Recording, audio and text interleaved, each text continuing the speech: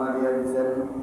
আল্লাহ বলেছেন, ওয়া মা খালাকতুল জিন্না ওয়াল ইনসা ইল্লা লিয়াবুদুন।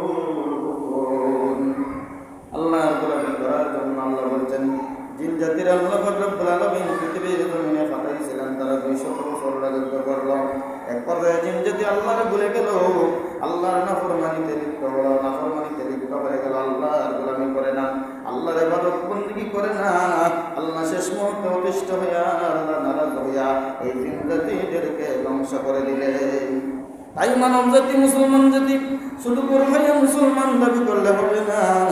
আল্লাহ নিজেই বলেছেন, ওয়া মা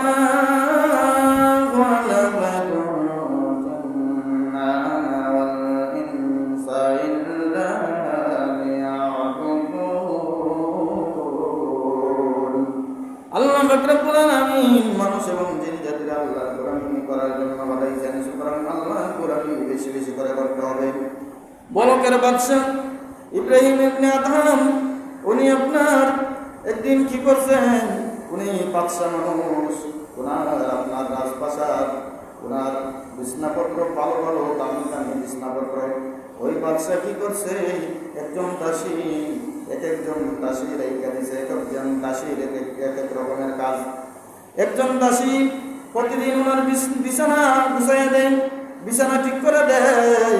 একদিন দাসী কি করছে, ওই বাদশার বিছানা গুছাইতে যাইয়া, বাদশার বিছানা গুছাইতে যাইয়া গুছানো যখন শেষ হয়ে গেছে, বিছানার মধ্যে যখন বসছে, দেখে বড় আরাম লাগে, নরম নরম লাগে, বড় আরাম লাগে রে।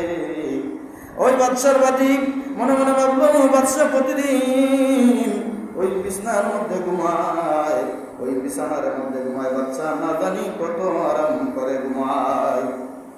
ওই দাসী এক পর্যায়ে কি করছে, বসছে, বৈশা তার ভালো লাগছে। এক পর্যায়ে ভাবছে বাদশা আসতে হয়তো দেরি হবে, প্রতিদিন বাদশা আসতে দেরি করে আসে, সুতরাং আজকেও দেরি করে আসবে। বাদশা আসার আগ পর্যন্ত, বাদশা আসার আগে আগে আমি কিছু সময় ওই বিছানার মধ্যে ঘুমায় নেই। তার উদ্দেশ্য হইল, আমি গরিব মানুষ, আমি দাসী মানুষ, আমার জীবনে কোনোদিন আমি এইরকম আমি বিছনায় শুইতে পারি নাই। আজকে যখন সুযোগ পাইছি, তাইলে আমি এই বিছনার মধ্যে শুয়ে পড়ব। এক পর্যায়ে দাসী আপনার বিছনার মধ্যে শুয়ে পড়ল। দাসীর ঘুম লেগে গেছে, দাসী ঘুমিয়ে পড়ছে।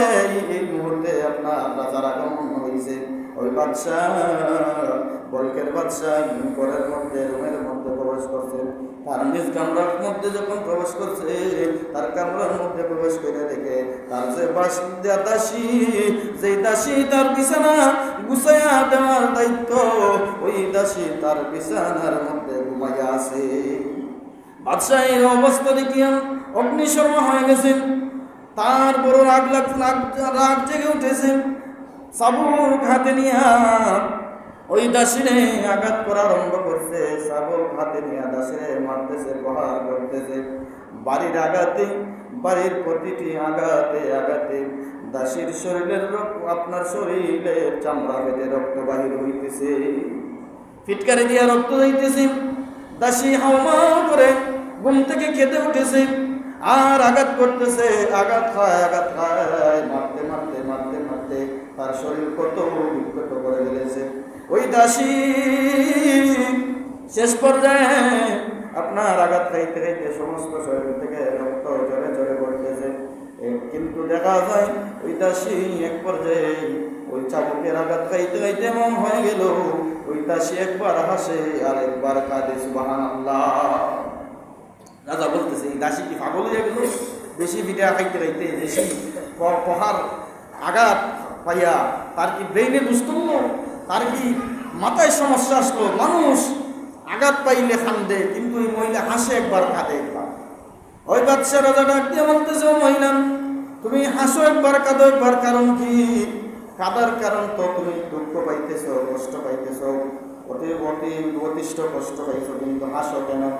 ওই মহিলা ডাক দিয়ে বলে, আল্লাহর বান্দা, আপনি রাজা মানুষ, আপনি বাদশা মানুষ, কিন্তু আপনি নামাজ রোজা তেমন একটা করেন না। আপনি ওই বিছনার মধ্যে প্রতিদিন আরাম করেন, নামাজের সময় নামাজ পড়েন না, আপনার নামাজে যাইতে তেমন একটা দেখি না। আপনি আল্লাহরে ডাকেন না, আমি সামান্য ওই বিছনার মধ্যে শোয়ার কারণে যদি আপনি আমার এত শাস্তি দিলেন, তাইলে আপনি যে এই রাজত্ব পাইয়া, আপনি যে এই বিছানা পাইয়া সদা সর্বদা আরামে নিয়োজিত আছেন, আরামে নিয়োজিত আছেন, যে আল্লাহ আপনার এই রাজত্বের মালিক বানাইলো, যে আল্লাহ আপনার এই বিছনায় শোয়ার সুযোগ করে দিল, ওই আল্লাহর এত আপনি স্মরণ করেন না। বলতেছে তুমি কাঁদো কেন? রাজা বাদশাহ, আমি কাঁদি আপনার কথা স্মরণ করে, আপনার চিন্তা করে আমি কাঁদি। আমার চিন্তা কি, আমার কি চিন্তা তুমি করে কাঁদতেছ? বলতেছে ও বাদশাহ রাজা, সামান্য তোমার বিছনার মধ্যে শোয়ার কারণে আমার কত বিক্ষত করে রক্ত বাহির করে দিলা, আমার আঘাতের পথ আঘাত করলা। যে আল্লাহ পাক রব্বুল আলামিন সম্পদ দিল, যে আল্লাহ পাক রব্বুল আলামিন এত দামি বিছানায় তোমার শোয়ার সুযোগ দিল, ওই আল্লাহর যে তুমি ডাকো না, ওই আল্লাহর যে তুমি ডাকো না, ওই আল্লাহর যে তুমি স্মরণ করো না, আল্লাহ যদি তোমার ফাকরাও করে, আল্লাহর দরবারে তুমি কিভাবে হিসাব দিবা? আল্লাহ দরবারে তুমি কিভাবে জবাবদিহিতা করবা? আমি ওই তোমার ওই কথা স্মরণ করিয়া, তোমার ওই কথা চিন্তা করিয়া আমি কান্না করি। সুবহানাল্লাহ। বাদশার মনের ভিতরে একটা পরিবর্তন হয়েছে। কি করতে বলতে? সত্য সত্য কথাই তো বলছে। কিছুদিন পরে দেখা গেল এই বাদশার বাড়িতে একজন মুসাফির আইছে। মুসাফির আইসে বলতেছে, এইটা কি আপনার মুসাফির খানা? বাদশা তো রেগে অগ্নিশর্মা হয়ে গেছে। এই মেয়ে, আপনি মুসাফির খানা বলতেছেন? এটা রাজদরবার, এটা রাজদরবার, রাজত্ব খানা, এটা মুসাফির খানা। ওই লোকটা, আগন্তুক লোকটা বলতেছে, আল্লাহর বান্দা, আপনার কিছু প্রশ্ন করি, আপনি কথার উত্তর দিবেন। প্রশ্ন কি? ও আল্লাহর বান্দা, আপনি যে আজকে এই রাজত্বের মালিক, এই বাড়ির মালিক, সম্পদের মালিক, আপনার আগে এই সম্পদের বাড়িঘরের মালিক কে ছিল? বলতেছে আমার আব্বা। আপনার আব্বার আগে কে ছিল? বলতেছে আমার দাদা। আপনার দাদার আগে কে ছিল? আমার বড় আব্বা। এইরকম ভাবে আপনার একজনের আগে আর একজন, একজনের আগে আরেকজন ছিল। কিন্তু বাদশাহ রাজা, তোমার এটা মুসাফির খানা বলার কারণে তুমি রেগে গেলা, তুমি রাগ করতেছো, রাগ দেখাইতেছো। ও বাদশাহ, তুমি যদি মারা যাও, তোমার এই রাজত্বের মালিক কে হবে? বলতেছে আমার সন্তান।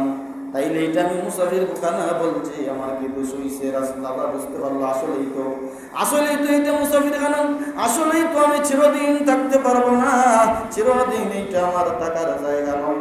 আরো পরিবর্তন এসেছে। এবার কিছুদিন পরে রাজা আপনার বিছানার মধ্যে ঘুমাইতেছে। রাত্র গভীর হয়ে গেছে। ছাদের উপর থেকে আওয়াজ আসতেছে, কে যেন ছাদের উপরে হাঁটাহাঁটি করে। রাজা ভাবতেছে হয়তো চোর ডাকাত না জানিয়ে এসে গেছে। রাজা বলতেছে, কে ছাদের উপরে হাঁটো? ডাক দিয়ে বলতেছে, আমি একটা উটের মালিক, আমার উট হারায় গেছে। আমি উটের তালাশ করি, উটের সন্ধান করি, উটের পূজা আমি বের হইছি। রাজা ডাক দিয়ে বলতেছে, তোমার মাথায় দোষ আসেনি? তুমি কি পাগল নাকি? তুমি ছাদের উপরে উট আপনার কিভাবে আসে? ছাদের উপরে উট কিভাবে উঠে? ছাদের উপরে কোনো দিন ওঠা সম্ভব না, উঠতে পারে না। আর আমার এই সময় এই রাজা আপনার হতভম্ব হয়ে গেল। আমার এত প্রহরী থাকতে, আমার এত সৈন্য থাকতে, আমার এই ছাদের উপরে কিভাবে আসলো? উনি বুঝে উঠতে পারে না। ওই কথার উত্তর দিয়ে আমি বললেন, ছাদের উপরে, আমার ছাদের উপরে কিভাবে আপনার কি আসতে পারে? ওটা আসতে পারে, এটা মোটেও সম্ভব নয়। বেহুদা কথাবার্তা। ওই আপনার ছাদের উপর থেকে ওই লোকটা, আগন্তুক লোকটা দিয়ে বলতেছেন, আল্লাহর বান্দা, ছাদের উপরে যদি উঠ হারাইলে, ছাদের উপরে উঠলে যদি পাওয়া যায় না, এইটা আমার আল্লাহরে যদি পাইতে হয়, ওই আরামের রাজপ্রাসাদে থেকে, আরামের বিছানায় থেকে আমার আল্লাহরে পাওয়া যায় না। সুবহানাল্লাহ।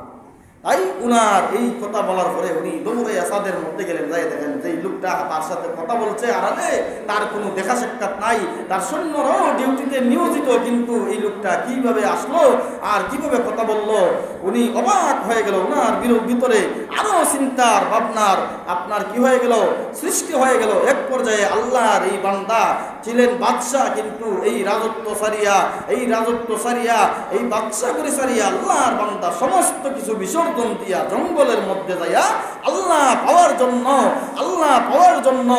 আল্লাহর খাঁটি বান্দা হওয়ার জন্য আল্লাহ করা শুরু করে দিয়েছে। সুবহানাল্লাহ। শেষ পর্যায়ে আল্লাহর বান্দা, আল্লাহর একজন বড় লিতে পরিণত হয়ে গেছে। সুতরাং আল্লাহ পাইতে হইলে নামাজ পড়তে হবে, আল্লাহ পাইতে হলে আল্লাহকে স্মরণ করতে হবে। আল্লাহর স্মরণ ছাড়া আল্লাহকে পাওয়া সম্ভব না। এই জন্য আল্লাহ নিজে বলছেন যে আপনারা আমারে কেন বানাইছেন? আল্লাহ নিজেই বলছেন ওমা খালাকতুল জিন্না ওয়াল ইনসা ইল্লা লিয়াবুদুন।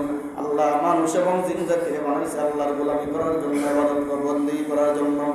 সুতরাং আমরা আল্লাহর ইবাদত বন্দেগী করার জন্য আল্লাহ বানাইছেন, আল্লাহর ইবাদত বন্দেগী করতে হবে। যেই জিন জাতিরা আল্লাহ পাক রব্বুল আলামিন মানুষ সৃষ্টির আগে পাঠাইলেন, 200 বছর তারা রাজত্ব করলো, এই জমিনে চলাফেরা করলো, কিন্তু শেষ পর্যায়ে দেখা যায় এরা নামাজ পড়ে না, আল্লাহর গোলামি করে না, নাফরমানি করে। নাফরমানিতে যখন লিপ্ত হয়ে গেল, আল্লাহর সীমা যখন ছাড়িয়ে গেল, আল্লাহর যখন অসহ্য হয়ে গেল, সেই মুহূর্তে আল্লাহ পাক রব্বুল আলামিন ফেরেশতা পাঠায় জিনদেরকে ধ্বংস করলেন, জিনদেরকে অসংখ্য অগণিত জিনদেরকে ধ্বংস করে দিলেন। সুতরাং মানুষ জাতি আল্লাহর গোলামি করতে হবে। আল্লাহর গোলামি না করলে আল্লাহ আপনার বিভিন্নভাবে আল্লাহ পরীক্ষা করেন। এই যে প্রথম বললাম যে দানের মধ্যে এই খাবারের অবস্থা ভালো নয়, এইটা আপনার আমার হয়তো নাফরমানির কারণেও আল্লাহ এইটা দিতেছেন। তাই আমরা আল্লাহর দরবারে তওবা করে মসজিদমুখী হয়ে যাই, আমরা নামাজি হয়ে যাই। আল্লাহ যেন আমাদেরকে এই কথাগুলো বুঝার, মেনে চলার, আর বিশেষ করে মসজিদে এসে 5 ওয়াক্ত নামাজ পড়ার তৌফিক দান করেন। কারণ হচ্ছে আপনি আমি এই যে 100 বছরের জিন্দেগি, 60 বছরের জিন্দেগি পাইলাম, আল্লাহর গোলামি করলাম না, আল্লাহর ইবাদত বন্দেগী করলাম না। এই যে আপনি আমি সদা সর্বদা কবিরা গুনাহে লিপ্ত হইতেছি। কবিরা গুনাহ কি? যে 5 ওয়াক্ত নামাজ আপনার আমার উপর ফরজ, আপনি নামাজ আপনি আমি ছেড়ে দিতেছি, এটা কবিরা গুনাহ। আর কবিরা গুনাহ যারা সদা সর্বদা করে, এদের রিজেকের মধ্যে আল্লাহ রিজেকের বাজেট কমায়, রিজেকের মধ্যে আপনার কমতি আসে, রিজেকের ঘাটতি আসে, যার কারণে আপনি আমি নামাজ পড়তেছি না, আল্লাহর হুকুম ফরজ ইবাদত করতেছি না, যার কারণে আল্লাহ আপনারে আমারে পরীক্ষা করতেছে। যার কারণে আপনি আমি যদি বলি বুড়া হইলে, আপনার বয়স হইলে আল্লাহরে ডাকবো, দেখেন যাইয়া খোঁজ নিয়া তালাশ নিয়া, এমনও মানুষ আছে বয়স্ক অবস্থায় যখন তার সাকরাত লেগে যায় সে এক ফুটা পানিও পান করতে পারে না। তাই আমরা এই মন মানসিকতা পরিবর্তন করি, আল্লাহর মসজিদমুখী হয়ে যাই, আমরা নামাজি হয়ে যাই। আপনি ভাবছেন যে মুরব্বী হইলে, বয়স্ক হইলে নামাজ পড়বেন, আল্লাহ আপনারা এমন রূপ দিবে, বিছানায় ফালাইয়া আপনারা 5 বছর রাখতে পারে। তাই সময় থাকতে সময় থাকতে আল্লাহরে বেশি বেশি করে স্মরণ করো। আল্লাহ পাক রব্বুল আলামিন আমাদের প্রত্যেককেই 5 ওয়াক্ত নামাজ মসজিদে এসে আসার আদায় করার তৌফিক দান করুন। আমিন। রাব্বুল আলামিন।